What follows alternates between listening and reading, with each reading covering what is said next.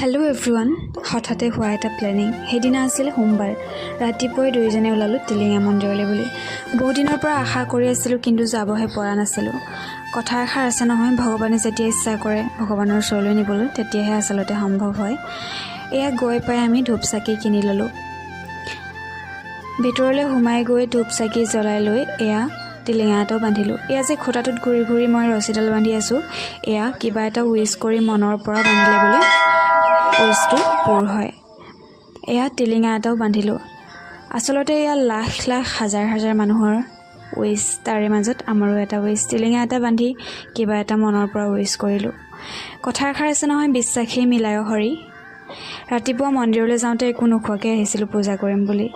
বহুত ভোক লাগিছিল গাইজ।